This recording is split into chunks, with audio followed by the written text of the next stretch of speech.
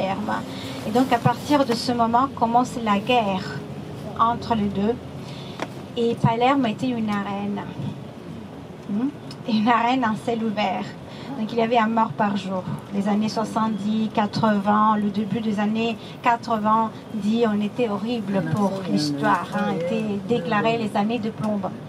Et sont, comment dire, les années des deux massacres, des deux juges, parce que les deux juges sont morts en 1992. On a célébré 30 ans. L'année après, dans le 93, est mort le juge, est mort le prêtre Pino Puglisi, encore un religieux victime de cette guerre. Un journaliste, plusieurs personnes, magistrats surtout, juges, membres de la police, agents de la police, sont morts à cause de ça, à cause de la mafia. Et aussi des gens qui flânaient dans les petites rues de Palerme, se trouvaient là. Parce qu'il avait trompé le moment. Eh oui. Aujourd'hui, tout est changé, parce qu'aujourd'hui, après les deux... Non, mais c'est changé parce que c'est fait partie, comme dire, d'un système de contrôle qui change. Parce que les deux massacres des deux juges ont été déclarés massacres d'État. La mafia a actionné le bouton, mais l'État a pensé à célébrer ce moment, à faire de ce moment un massacre. Et donc, étaient deux personnages pas aimés par la politique italienne. Et donc, après ces deux massacres qui ont été déclarés par la presse et l'opinion publique, massacre d'État, la mafia-État a eu besoin, comme dire, de changer un peu sa manière de gérer et de contrôler. Donc aujourd'hui c'est silencieuse. Aujourd'hui on n'utilise plus des bombes, on ne demande plus le racket par exemple aux petits marchands. Mais si vous êtes un gros entrepreneur, si vous avez des grosses affaires, peut-être que vous avez un pied dedans. Ça c'est sûr. Voilà. Un Internet, exactement. Ah oui. Ah, les pieds, elle est arrivée. Bienvenue en Sicile. Normalement, nous sommes dans le sud. Aujourd'hui, on est au nord. On est à Milan. Ministre de la Justice. Tu sei di Milano? No. È tutto sempre grigio. Là est jamais gris. Pour nous, on a toujours le ciel bleu, toujours... Ah là là. Qu'est-ce que vous avez fait hier pour faire arriver la pluie? Vous avez bu trop? À Athènes, on avait moins que ça.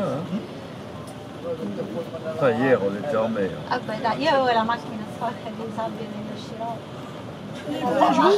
Ero convinto, no? Metti il sabato, mi presento, vado a fare la croce. Là, c'est la pluie carrément. Invece sono rimasto indappato. La Attends, je mets mon blouson. Inondation? Les cheveux. On a l'habitude de l'eau en ce moment. Ouais, bon. J'aurais mouillé les cheveux pareil. Je pensais pas qu'il allait pleuvoir. Et ici était bien bleu quand on est parti. Là-bas, tiens, c'est Ouais. Tu crois? Je vois pas bien, mais il me semble pas.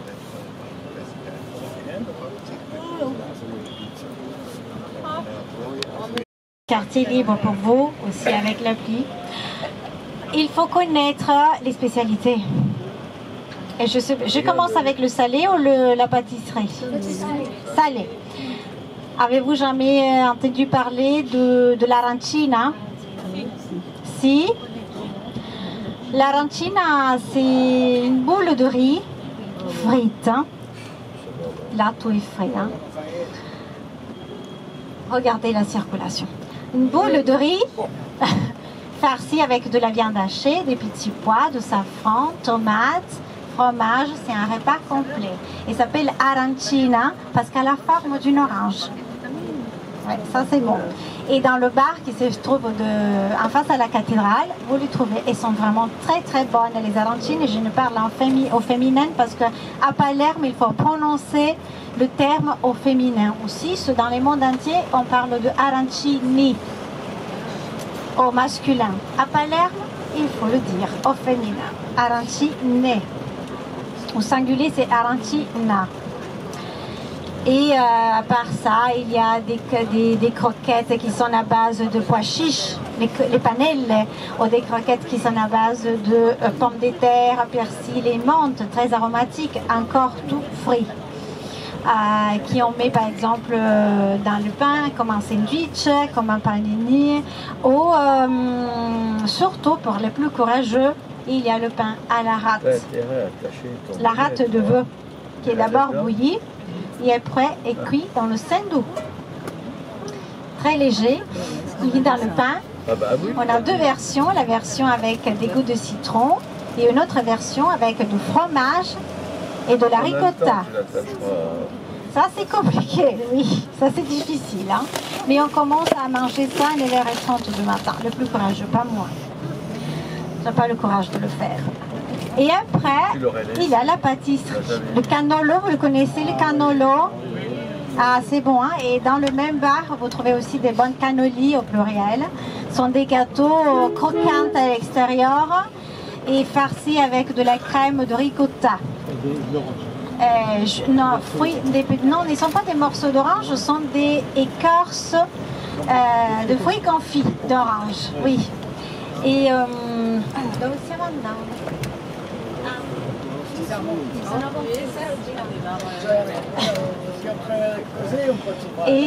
et des goûts de chocolat. Et à côté de ça, il y a la cassata qui est un énorme gâteau très très coloré, très sucré, avec encore une farce à base de ricotta. Si vous aimez la glace, chez nous, il faut déguster la glace avec la brioche à la glace. Savez-vous qu'est-ce que c'est ça, la brioche à la glace? N'est-ce pas un croissant? C'est une brioche comme un petit pain ronde avec un capuchon. Il faut couper en deux la brioche et mettre à l'intérieur une énorme quantité de glace et de crème fouettée. C'est un repas complet parce que là, quand il fait chaud, il faut éviter d'aller à la maison et préparer quelque chose. Donc on reste dehors et on mange une brioche à la glace. Ou chez nous, il faut prendre des petits déjeuners à base de granité et brioche. Dans ce cas, il faut mettre la brioche dans la granité. Comme les biscuits dans le lait. Parce qu'il fait tellement chaud qu'il est impossible de boire un cappuccino ou du lait chaud. Hein.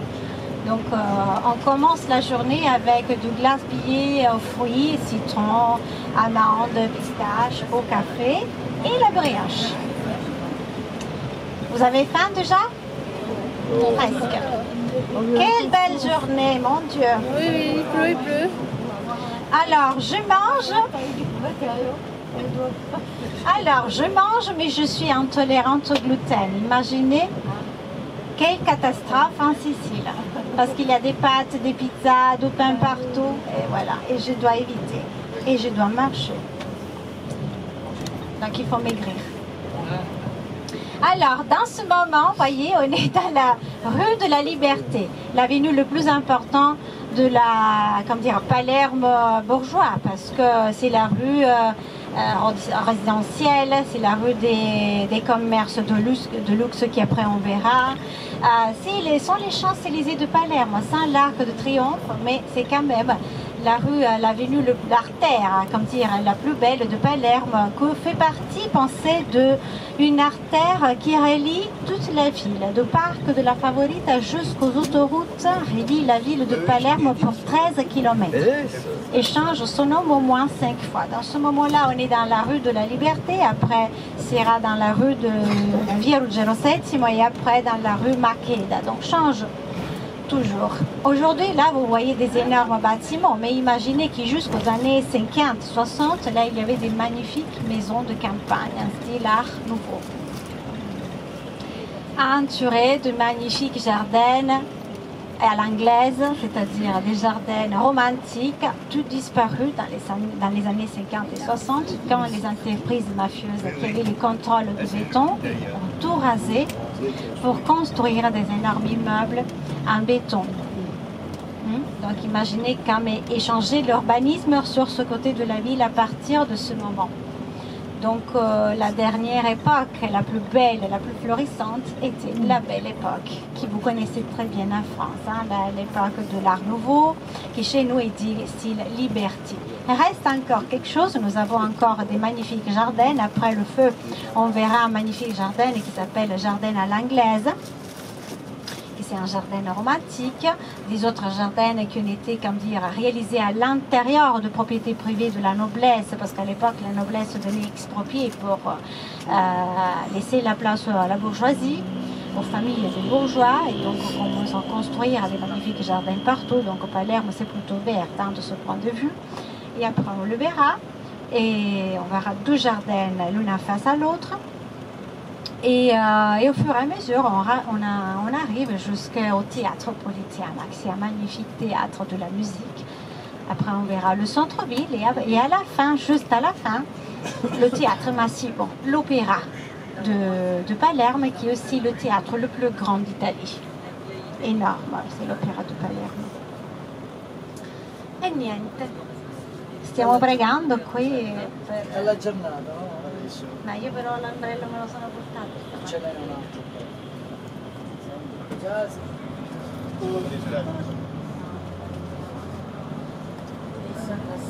C'est pas une petite pluie de 5 minutes. Là.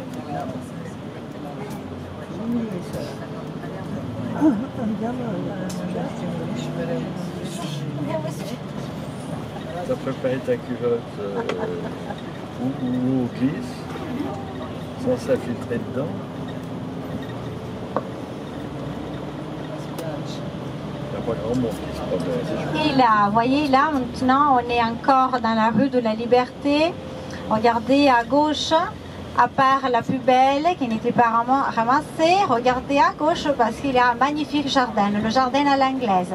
Vous voyez, rien à voir avec le jardin à la française ou à l'italienne, parce que c'est un jardin romantique qui remonte à la moitié du 19e siècle, réalisé à la mode, selon la mode de l'époque, par le même architecte qui après va réaliser le théâtre Massimo. Et de l'autre côté, à droite, il y a un autre petit jardin qui s'appelle le jardin Garibaldi, parce qu'au centre se trouve la statue de Garibaldi, qui était réalisée à l'intérieur de la propriété privée d'une famille noble, qui a encore sa résidence là derrière.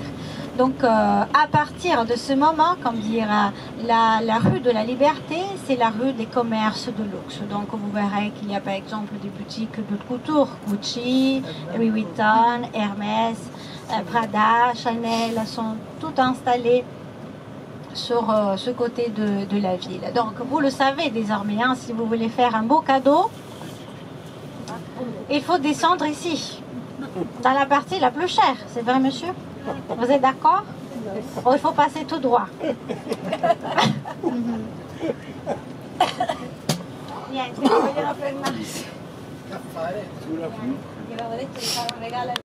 Après de l'arrivée de Garibaldi, reste encore quelques familles, mais est totalement, comme dire, abandonnée à soi-même, hein, parce qu'à la fin, c'est la bourgeoisie, ouais, qui est au pouvoir désormais. Là, vous voyez qu'il y a des magasins, Gucci à gauche, Ralph Lauren, vous voyez, après il y a Hermès, Prada qui se trouve là au coin, Chanel au milieu. Voilà, plusieurs magasins de l'haute couture. Et oui, les Champs-Élysées de Palerme. Et à la fin de cette avenue où il y a le feu, on verra finalement la belle mole du théâtre Politeama. Un théâtre qui est considéré comme dire le deuxième le plus grand de Palerme, remonte encore à la même époque, remonte encore au 19e siècle. Hein. Et c'est un magnifique théâtre qui était réalisé pour des concerts, comme le théâtre de la musique, le théâtre des concerts, le théâtre pour des spectacles de musique en général. Pensez à l'origine comme un théâtre en plein air, comme une arène. Hein? Vous voyez là en face qu'il y a la statue de ce personnage en marbre. Hein? Après le passage de cet autocar, vous verrez qu'il y a une statue en marbre titrée Ruggero VII, c'est la statue de Ruggero VII, c'est-à-dire le chef de la révolte populaire de 48, qui après amène jusqu'à l'arrivée de Garibaldi à Palerme. C'est le moment des révoltes populaires. Et derrière, vous voyez qu'il y a une façade déjà, une portail énorme. C'est la porte d'entrée, la porte principale du théâtre Politeama. Après, on le verra un peu mieux. le théâtre Politeama, qui est, comme dire, surveillé en haut par la quadrige, vous voyez, en bronze, guidée par Apollon et Euterpe. Euterpe, c'est la muse de la musique. Voilà, vous voyez, cette énorme structure à gauche, c'est le théâtre Politeama, le théâtre de la musique. Aujourd'hui, vous voyez qu'il y a une couverture en vitraux. Cette couverture a été ajoutée à la fin du 19e siècle, à l'occasion de l'exposition nationale de Palerme. Une exposition qui a, comme dire, qui était la manifestation la plus importante à l'époque. Donc il fallait changer un peu le théâtre qui avait déjà 30 ans. Donc il fallait ajouter quelque chose, la peinture que vous avez vue à l'extérieur et aussi la couverture. Parce que jusqu'à ce moment-là, il était un théâtre pensé comme arène, capable d'abriter jusqu'à 4000 personnes. Aujourd'hui, à cause de la couverture, l'espace à l'intérieur a été rétréci beaucoup.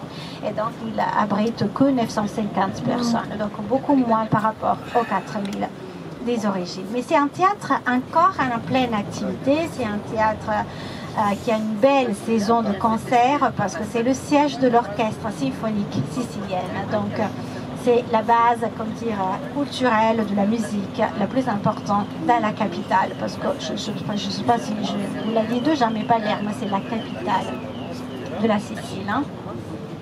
Et encore, on est en train, voyez, de rouler à l'intérieur de la ville, encore à l'extérieur du vieux Palerme, à l'extérieur du vieux rempart. Vous voyez comme sont garées les voitures? Ah, c'est beau, hein? Oui. Fait partie du folklore. Ah oui. Quand nous disons bienvenue en Sicile, il faut attendre tout ça. Il faut accueillir dans l'âme aussi ça. À part la beauté que vous avez déjà vue, mais aussi la circulation. Eh oui.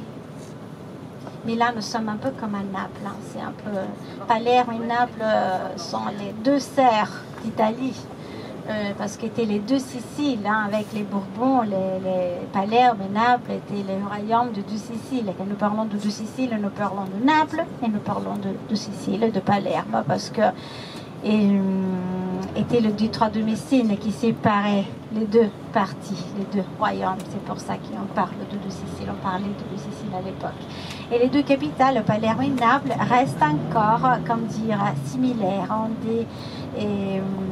des parties qui sont pareilles encore dans la langue, dans la culture, dans le folklore, dans la circulation, partout. Dès que ça se calme. La vie est chère en Sicile?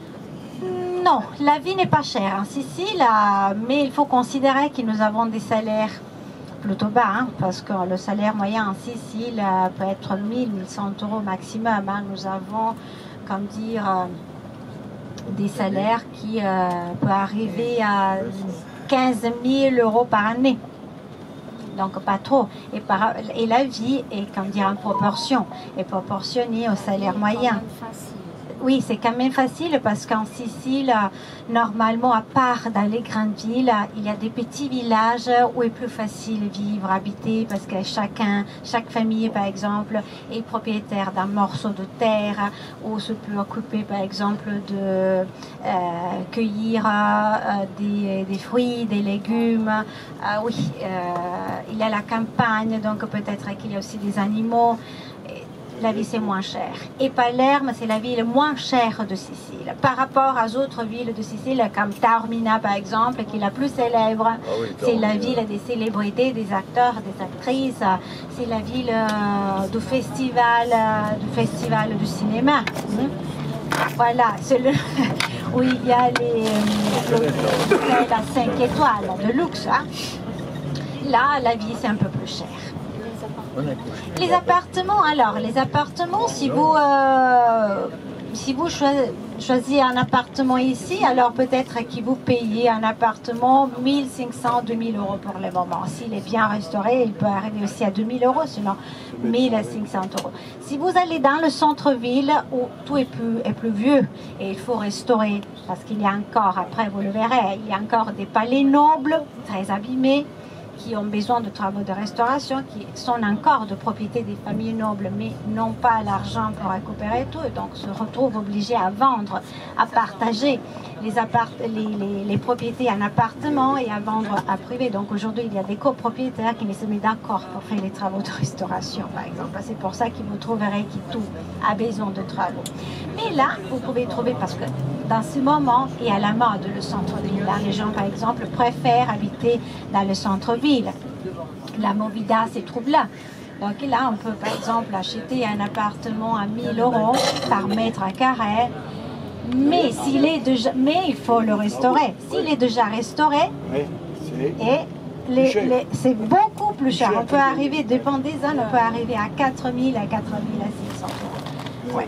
Il y a des appartements à l'intérieur de palais nobles avec des voûtes fraîchées qui sont vraiment bien restaurées, l'escalier à marbre, etc. où on peut arriver à 4 500, 5 000 € par mètre carré.